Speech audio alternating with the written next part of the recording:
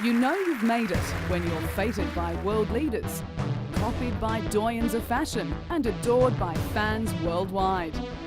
Throw in a celebrity romance, marriage and children, the drama of physical injury and astronomical earning capacity, and you'll have some understanding of the person and product that is David Beckham. And by the way, onside. He plays football as though with the wings of angels on his feet. Beckham no longer needs his given name. In fact, he has three: David, Robert, Joseph. The only handle required is Beckham, and it's one of the world's most recognisable monikers. He is the #1 pop star of the world game. This goes in. It is Beckham, deflected.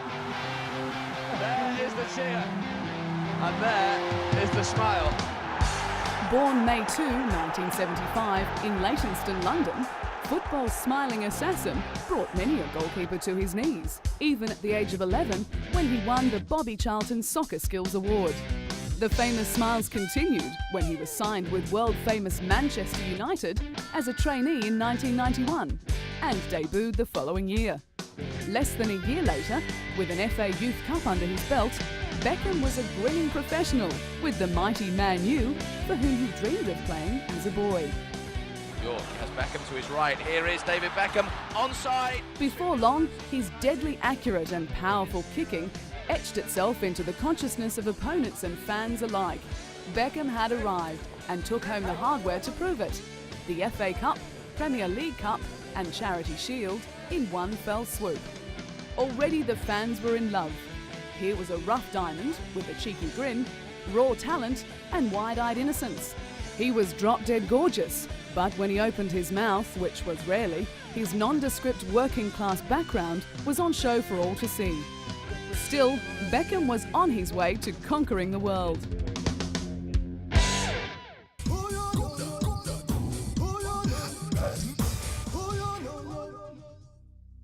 I'll tell you what I want, what I really, really want. So tell me what you want, what you really, really want. I wanna really, really, really wanna zig. Beckham's teammate in real life is real pop star Victoria Nee Adams. Also known as Posh Spice, the supposedly classy one, she chirped her way to fame with Baby, Scary, Sporty and Ginger. They were the feminine Fab Five of the 90s.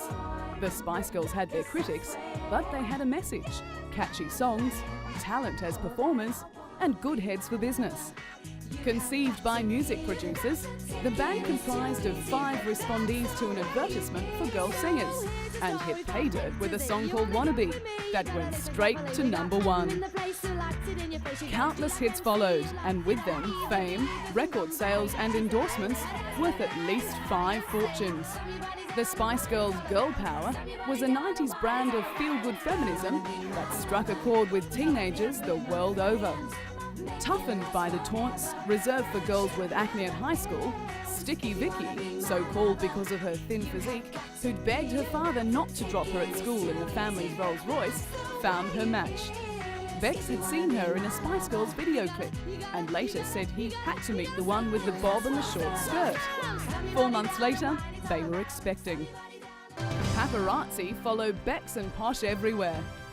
Tabloids had to pay $1.5 million US, however, for wedding snaps of Britain's new royalty, who moved into a mansion near London, nicknamed, of course, Buckingham Palace. Their marriage in July 1999 followed the birth of son Brooklyn in March, with his name an interesting choice after conception in Brooklyn, New York. 5 years after buying Posh a $65,000 US engagement ring, the quiet lad with lanky hair has morphed into the epitome of style, charm and political correctness. Victoria's influence has been enormous, giving him confidence in the limelight, off-field as well as on. She's widely regarded as the driving force in his transformation to marketable new millennium man, and together they're amongst the world's most influential trendsetters. She's generally the couple's spokesperson, and he lets his wife, his football and his smile do the talking, except on special occasions. It's a boy, Romeo, a beaming David Beckham told reporters. It's just a name we love, the England captain said. Brimming with pride and easy confidence, he was announcing the birth in 2002 of a second Beckham son, named after Shakespeare's famous tragic character. While her husband has scaled the heights under Victoria's firm and some would say protective guidance, her own career has wilted. Solo musical releases, a catwalk debut and an autobiography have received lukewarm critical responses, frustrating the starlet spoiled by Spice success. After the birth of Romeo, David says he discussed retirement with Victoria. His parents were divorcing, his relationship with Manchester United's manager had deteriorated, and 2 plots to kidnap Victoria and their children had been discovered and thwarted. With Victoria's support, he changed his mind, recalling his love for the game and for captaining the English side. So Beckham kicked on, with the names of his sons on his boots. Dubbed world's most romantic couple in a cable network poll, Posh and Bex have an incredibly strong bond. They've resisted the temptation to hire a nanny to look after their boys and retained a mostly practical slant on life despite the public adulation. I think it's very flattering. I mean, I think it's a bit of a joke and we have good personalities, so you don't take it too seriously. As one journalist put it, 5 years on, it's proved a celebrity coupling made in heaven.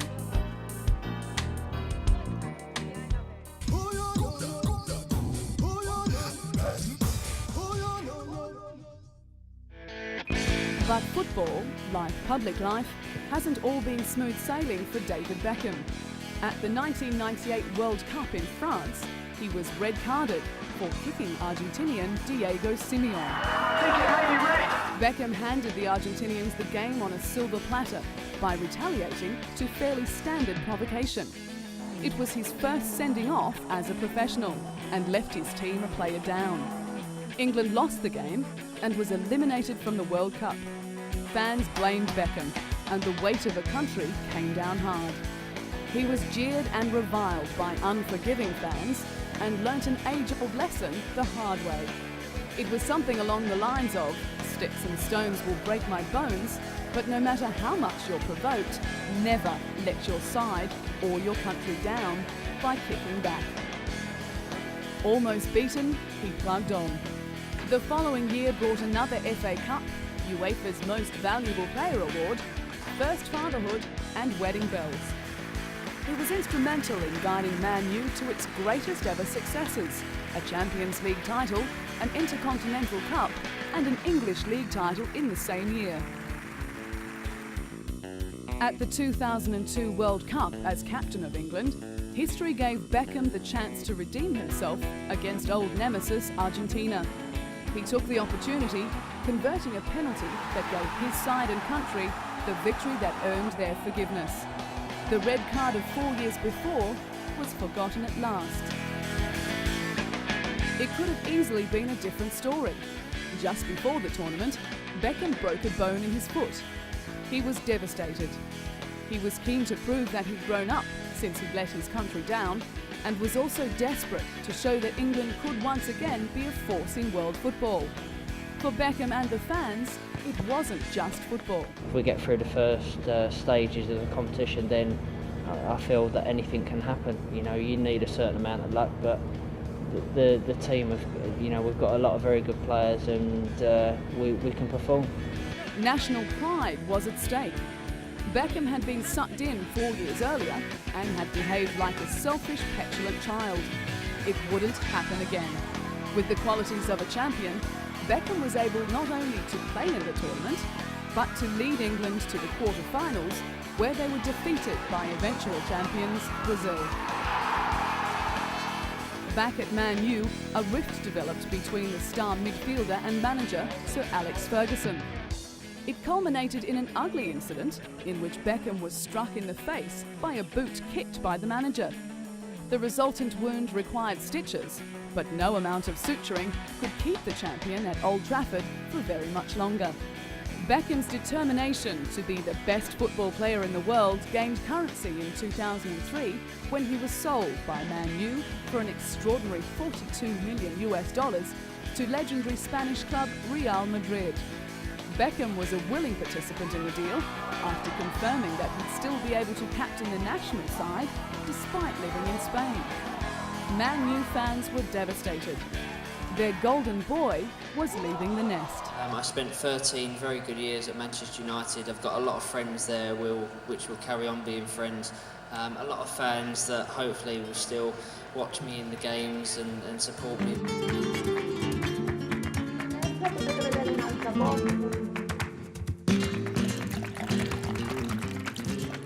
At Real, Beckham is just another in the stable of champions, and he'll need to work hard to earn the respect of fans and teammates. Goals in early games have certainly helped, but there's a long way to go to find out how good the Englander really is. David's first official appointment with his new club was a televised medical examination. He passed with flying colours and with characteristic good manners apologised to the Real players for disrupting their routines with his unavoidable entourage of frenzied media and fans. The Spanish doctor Del Corral reported that, in our opinion, he's in perfect condition. He's like new. And so it was that the English midfielder received the all clear to sign on with one of the greatest football clubs of all time. Beckham had to abandon his famous number 7, worn by Raúl at Real, and adopt number 23. Not that the fans seemed to mind. Former Real great Alfredo Di Stefano handed him the club's white shirt, adorned with the number 23, made famous by basketball legend Michael Jordan. A fitting tribute, it seems, to this player who stands tall amongst his peers. Beckham showed he's ready to embrace the language and culture of his newly adopted home and demonstrated how far he's come as a communicator under his wife's tutorage. Here he proved he can string 2 words together, even in Spanish. Gracias.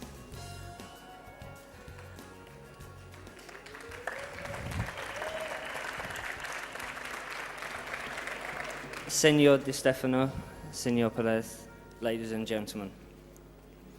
I have always loved football. A mí siempre me ha gustado el fútbol. Of course, I love my family. Por supuesto, quiero a mi familia I have a wonderful life. y tengo una vida maravillosa. But football is everything to me. Pero el fútbol es todo para mí. And joining Real Madrid is a dream come true. Y formar parte del Real Madrid es un sueño hecho realidad. So I'd just like to say thank you to everyone for coming and joining me in my arrival. And gracias. A la Madrid.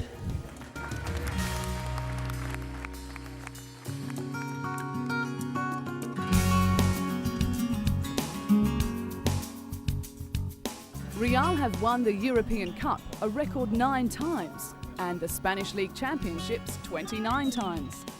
The club is banking on Beckham to add not only to their star-studded skill base, but to its marketing muscle, particularly in Asia. And judging by the adulation that Posh and Becks enjoy in the Far East, banking on the bankable Beckham will pay big dividends.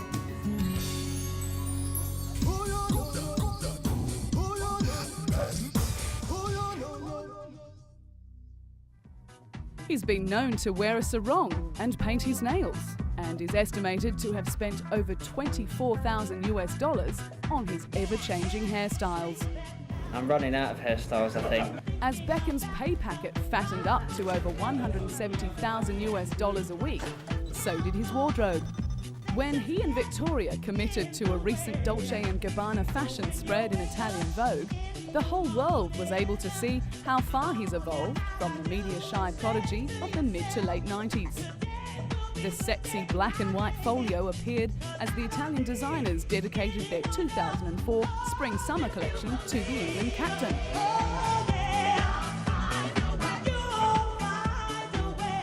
Since 1998, everything David Beckham's worn, every hairstyle he's sported, and every product he's put his name to has become massively successful.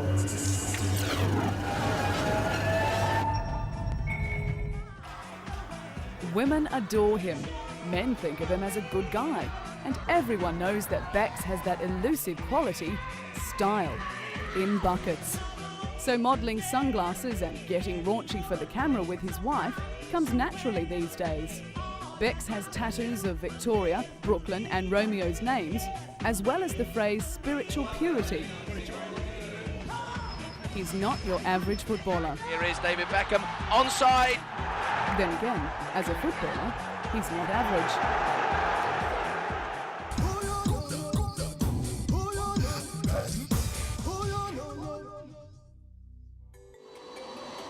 Before moving to Spain, Bex and Victoria took a 10-day tour of Asia, and their immense popularity was obvious. At home, the couple has ridden the roller coaster of public opinion, but abroad, and particularly in Asia, the Beckham star has never fallen, which is good news for Real. The Beckhams were welcomed by thousands of screaming fans. News of the move from Manchester United came just ahead of the Tour of Asia, home to millions of his most fanatical and free-spending fans. This trip was less about his football skills than his bankability as a one-man marketing industry in commercials for products as diverse as chocolates and beauty treatments. Japanese television even broadcast his arrival live. International media were excluded from a press conference organised by one of Beckham's Japanese sponsors, and fans outside momentarily thought their luck had changed when Beck's lookalike, Paul Mansley, tried to grab a piece of the action. Imitation being the greatest form of flattery, it was another pointer to the popularity of the footballer. Also flattering, a temple in Bangkok has a gold statue of Beckham among all the statues of Buddha, an indication of his almost godlike status in Asia. In a slightly seedier institution in Bangkok, one of the city's infamous massage parlours, the girls wear Beckham shirts in a bid to attract customers. Herein a paradox. Women love him because he's sexy. Men love him because he's a great footballer and working-class champion. Open.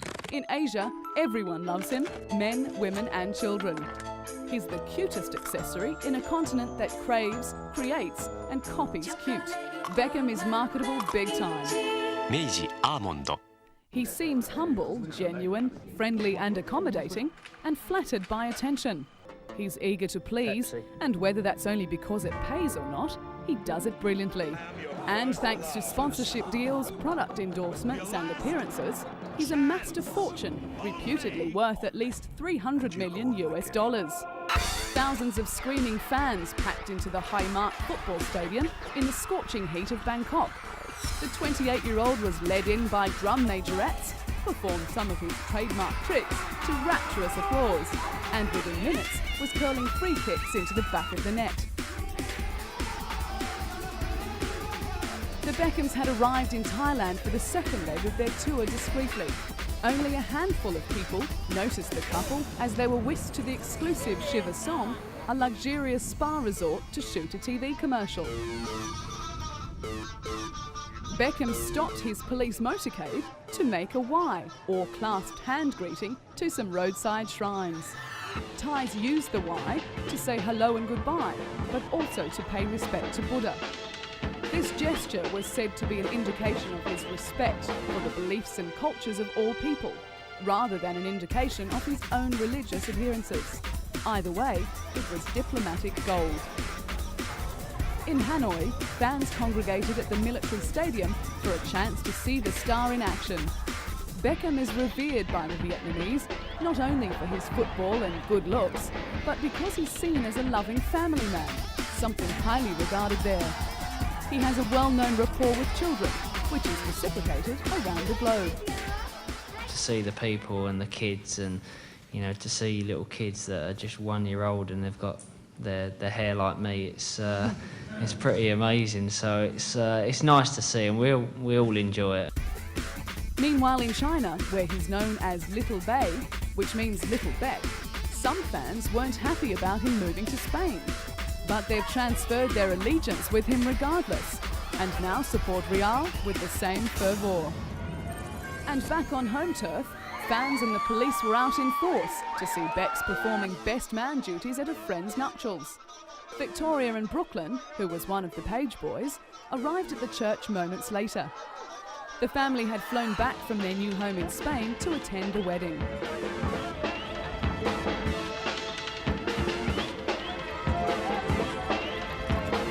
the star-studded 2003 MTV Movie Awards in Hollywood, Victoria and David stole the show.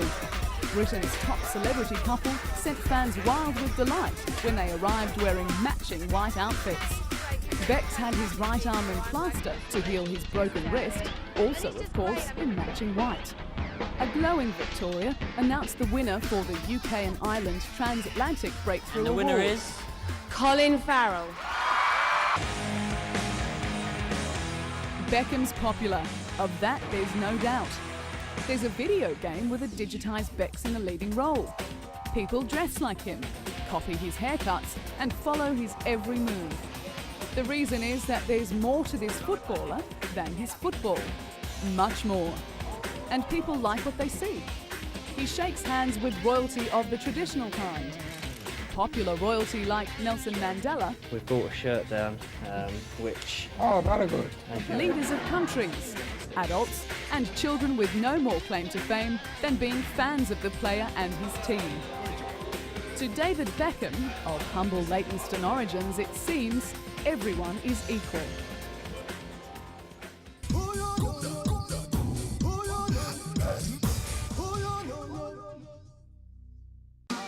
When a public figure achieves the popularity that David Beckham has, the world has a tendency to immortalise, and often in unusual ways.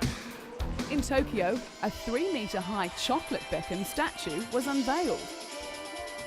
And of course in the UK, Madame Tussauds Waxwork Museum has created its lifelike statue of the footballer, even modifying it to comply with changes in his appearance. With the release of his autobiography, David Beckham My Story, the legend continued to build, and a poster bigger than a soccer pitch, which was unveiled as part of a World Cup advertising campaign, certainly added its weight. Beckham's also been immortalised in celluloid, with the release of the low-budget British film Bend It Like Beckham, which has taken the world by All storm. I'm saying is there is a reason why Sporty Spice is the only one of them without a fella.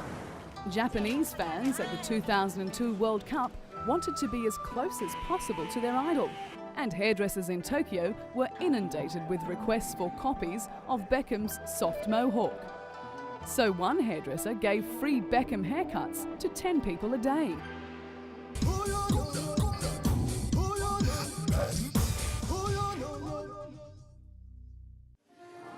Beckham genuinely loves children, and it's mutual.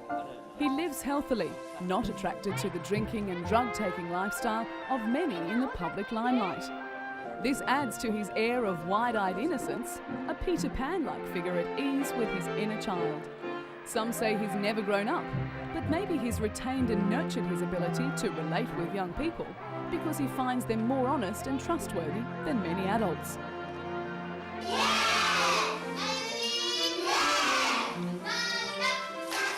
Tiny cheerleaders dressed in the English flag of St. George chanted and sang as England players were welcomed to their school in Japan during the World Cup. Beckham presented a signed England jersey to one lucky schoolgirl and then couldn't resist stealing a kiss. The England players waved to the children as they left, and their young fans chanted in salute to their idol.